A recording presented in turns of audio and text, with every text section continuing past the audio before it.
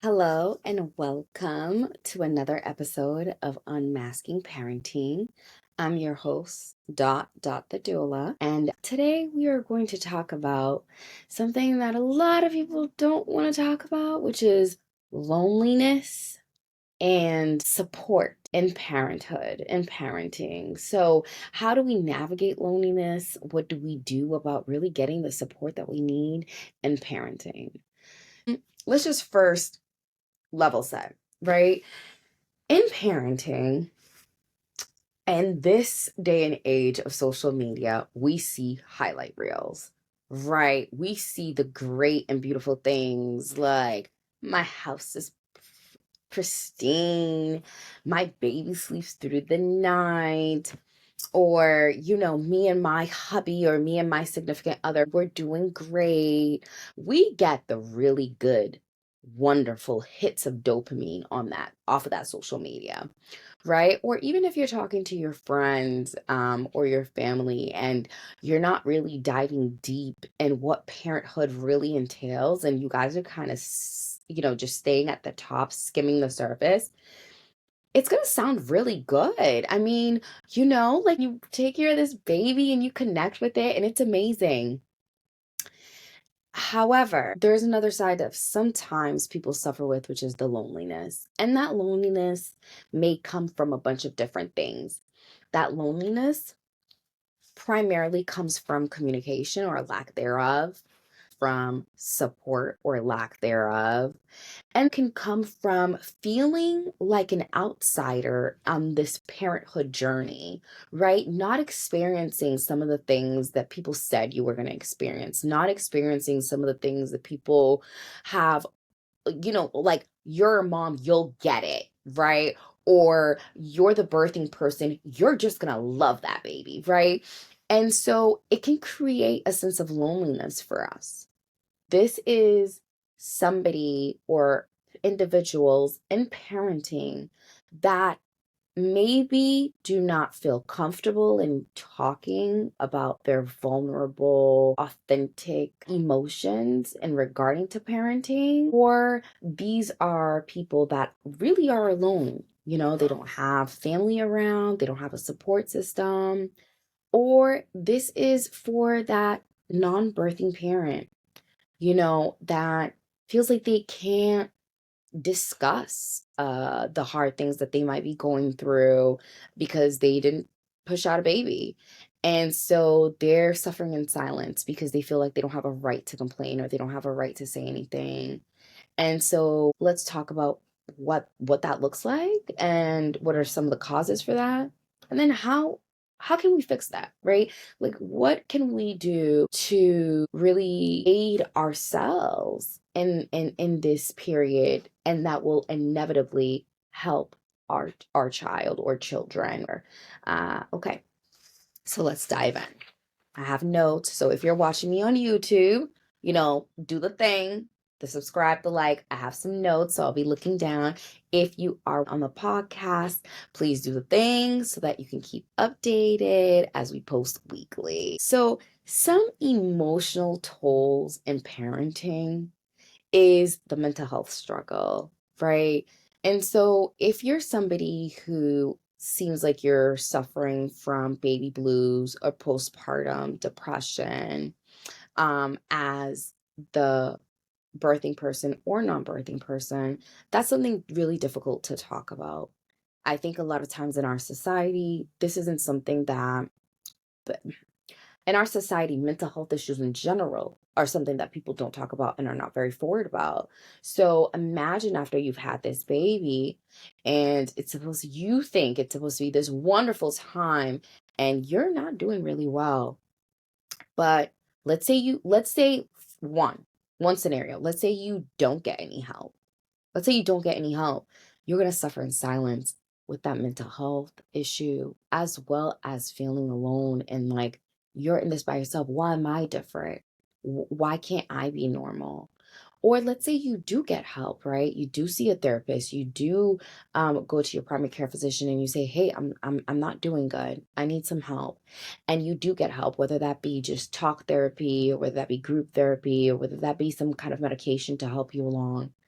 but you don't talk about it. Again, you're going through this thing, this huge part of your life, because believe it or not, these mental health issues coincide with birth. They coincide with parenthood. This is a struggle of parenting, and yet you're not talking about it. No, because everybody wants to see baby, and baby's dressed so nicely, and but we're not talking about it. No, no. Okay. So that's the first thing. The second thing is the impact of our relationships. And what does that mean? Having a child will have an impact on every one of your relationships, starting with the relationship you have with yourself. The child's impact on our relationship as a couple, right? And we know that that's the one that we talk about the most. But we don't talk about how this child may impact our relationship with our friends, impact our relationship with ourselves. And if you suffered from trauma, especially mother wounds, impact our relationship with our mothers, with our own parents, with how we were raised. And so I'll give an example of this for me, my first baby. I could not like get myself to hug on her and love on her. Now imagine I'm holding a baby, cute baby, but I could not it didn't come naturally to me to want to kiss her, to want to hug her. And if I'm honest, the people that were around me fully were in agreement with me. Like if she's crying, if you're done feeding her, put her down. If you don't like they didn't even like that wasn't even something we talked about. And I remember thinking, I really feel disconnected to my child. And like she's here, she's a little girl, but I really do not she's just this baby that I'm taking care of. And I had a conversation with one of my cousins and who had previously had a daughter maybe about a year or two before. And she said, it really was intentional work for me.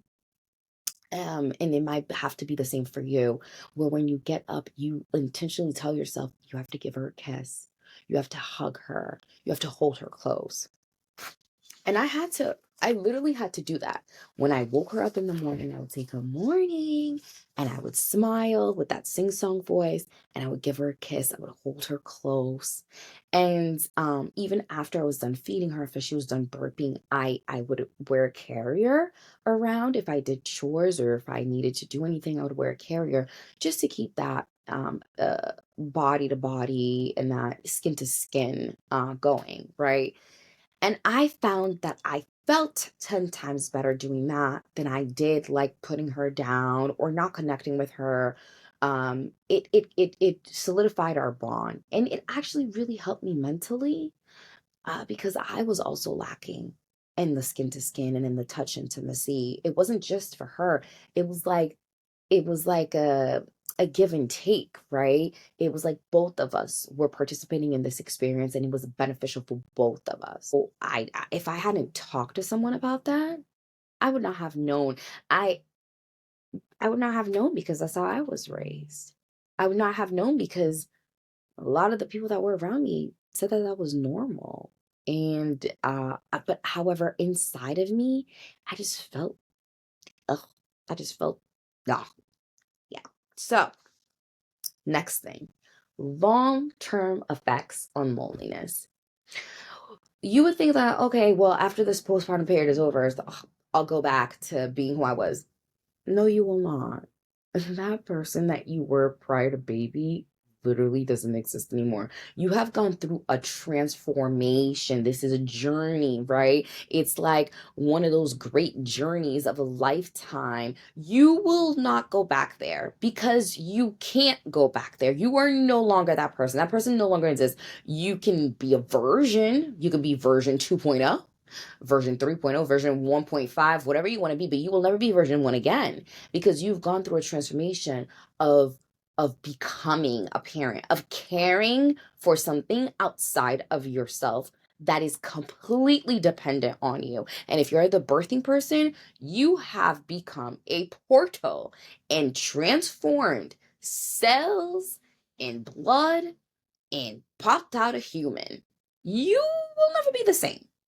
And so this loneliness doesn't end if you do not actively do work to end it. And so then it can become a long-term effects of loneliness. And what that looks like is just a complete withdrawal of connection with self and with others. And that could also impact your child. The loneliness may start to impact you so much that you become lonely even with your child there. Now imagine that baby is looking for connection, especially because they can't do verbal communication. So they're looking for touch.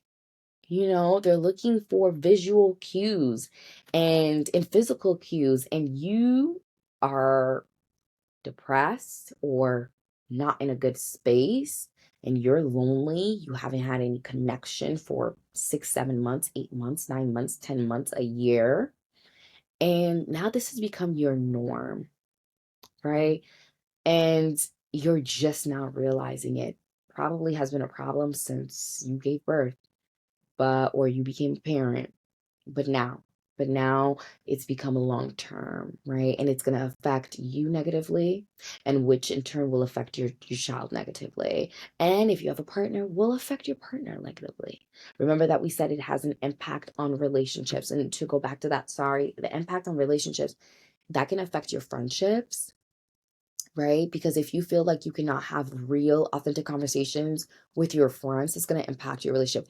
If you feel like you cannot have real, authentic conversations with your partner about your needs, your wants, your fears, your frustrations, that's even worse. And especially if you guys agree to do parenthood together, you're going to feel super alone. And if you feel like you are alone, meaning like it looks like everybody around you, their partner is hands on, they just have the best partner, you're not going to talk to anybody. You're going to think this is just a me issue. I'm here to tell you it is not. A lot of people are lying. I'm just going to let you know right now. When you become a parent, you start noticing that a lot of people were lying. You don't need to participate in that. You don't need to also lie. If you're not feeling that way, better for you to say something. So now we're coming to the solutions. First thing, be honest. Be honest so that you can ask for support, so that you can ask for help. Be honest and saying, I'm struggling. I need some help.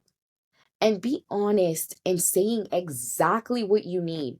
I need to sleep for 3 hours, or I need someone to cook for me. I need someone to help me wash the dishes. If your friend comes over, a lot of times, sometimes if you're the first person to give birth in your friend group, your friend comes over, they don't really know. Say, hey, can you hold baby while I wash the dishes? Or hey, can I hold baby while you wash the dishes? Or hey, can you help me fold these clothes, this laundry? Can you help me? Because I keep forgetting because I have mom brain and all I'm focusing on is baby. Can you stay here while I doze off on this couch while you pretend to talk to me? I know that you may not understand, but can I just have this conversation with you? And then furthermore, if you're feeling some type of way, go talk to your doctor, go talk to a medical professional. If you have a doula, if you have a postpartum doula, we are great. We are great. And we will be able to start spotting some of those things. And we're not a medical professional, but we will be able to point you into the correct direction to say, hey, it looks like you're exhibiting some of these signs. Maybe it's best if you go and you get some help, contact your primary care physician, or here's a mom group or a birthing person group or a father's group. Now, this brings me to the next thing. I feel like a lot of non-birthing parents feel like they have no right to complain. They have no right to ask for help. They have no right to say anything. How? Your life has also changed. If you're doing it right, your life has changed. And so you also need to join a fathers group or support systems group. Join a group where you too can talk about your feelings because your life has changed. What does it look like for you to be playing that supporting role? Do you feel like you're connecting with your baby? Do you feel Do you feel weird about not being at home and what that looks like when you do come home? If you are a working parent and you're working outside the home and you're coming home and, baby has been with the other parent all day. What does that feel like for you? Do you feel like you need more time? You want more time? Do you feel like you could help more? You can't help more? But as a supporting parent, you too require support. You too require a tribe, right? Which brings me to number two. Number two of a solution. You need to find your tribe. If you realize your family ain't cutting it, they're just not. And the friends you had just ain't cutting it. And sometimes that happens. People lose friendships all the time after having baby, after becoming a parent. They do. Because the parenting journey is one of exhaustion, especially in the first few months. And a lot of people can get really upset about the change of dynamic in the relationship. So, if you feel like, man, I need somebody who may be experiencing the same things as I am, then create that tribe, right? We're in the age of social media where a lot of things are virtual, but also a lot of things, there's meetups.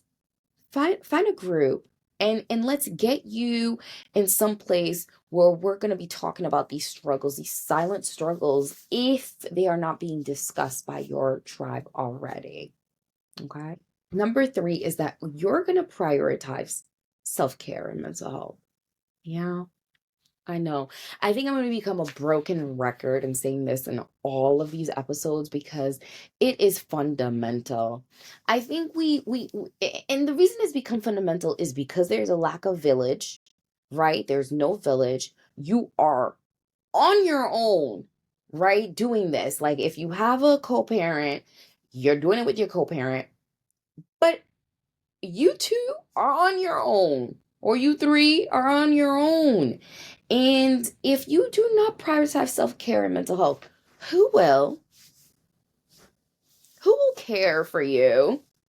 Like, who's gonna be your mental health advocate if not you? And I know a lot of times people are like, well, I just don't have time for that. Okay. Do you have time to make sure that your child is being raised by somebody with good mental health? Would you want your child going to a daycare or a school where the person is frazzled all the time, full of anxiety, and depressed, and not doing anything about it? You probably won't. So that can't be you. That can't be you. You have to prioritize self-care and mental health. And the first episode of this podcast, I believe I talked about some of the micro habits of that parents need in the first 3 months. And one of those, if you haven't listened, go listen. If you haven't watched, go watch it. One of the things that we talked about was the micro habits for self-care and mental health, right? Small acts, going outside, journaling.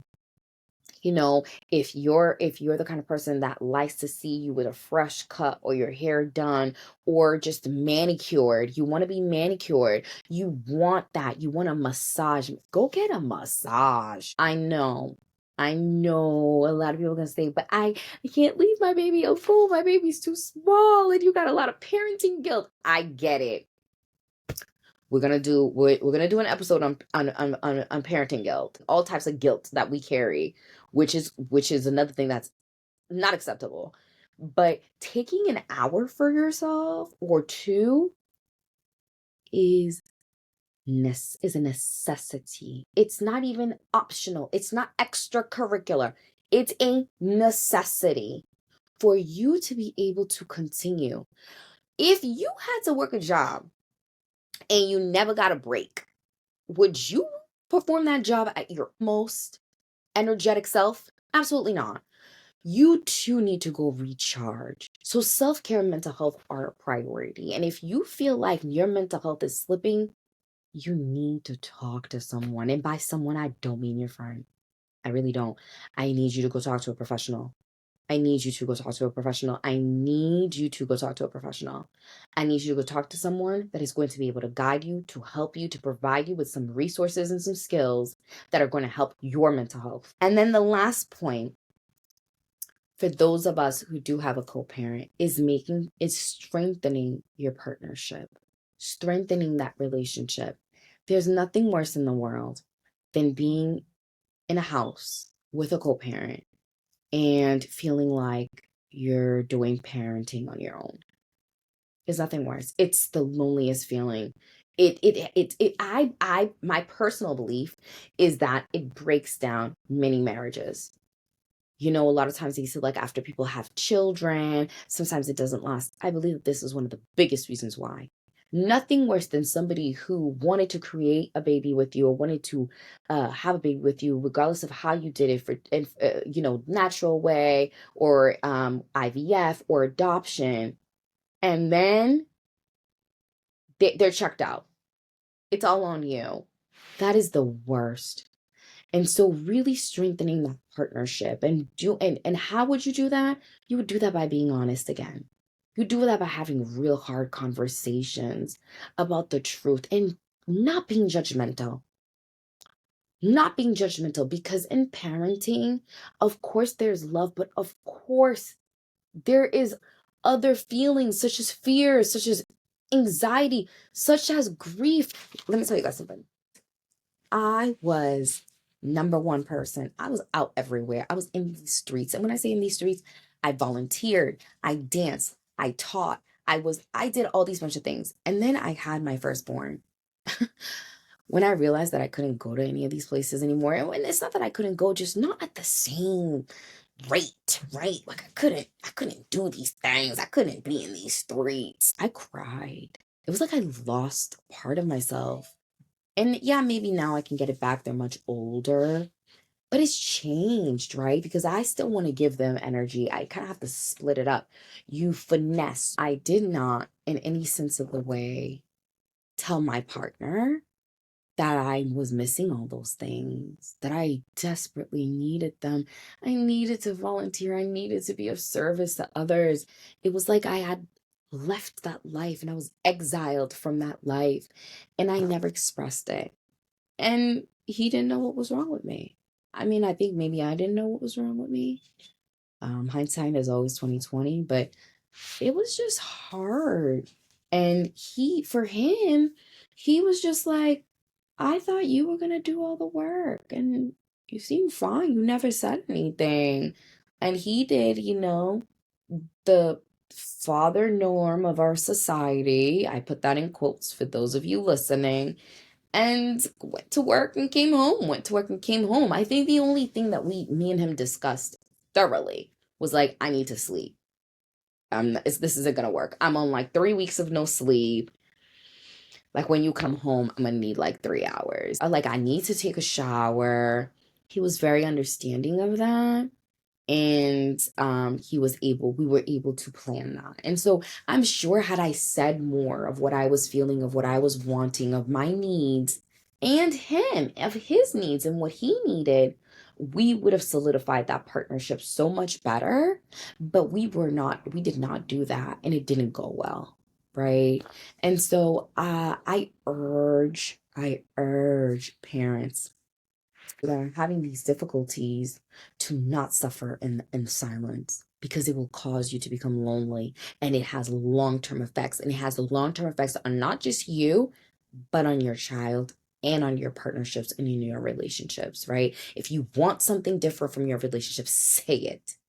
Be authentic about it and say it. And if that person doesn't rise up to that, then they weren't for you anyway. Because anybody who loves you, when you tell them you have a need such as this, they'll meet it. Okay. I hope you guys enjoyed this episode. If you like it, do things on the things, the like, subscribe, follow, all of it. This episode was brought to you by Doula and Divine Support, where our aim is to support you in becoming the ideal parent, your ideal parent, before the baby arrives. So thank you for listening, and I'll see you next time. Bye.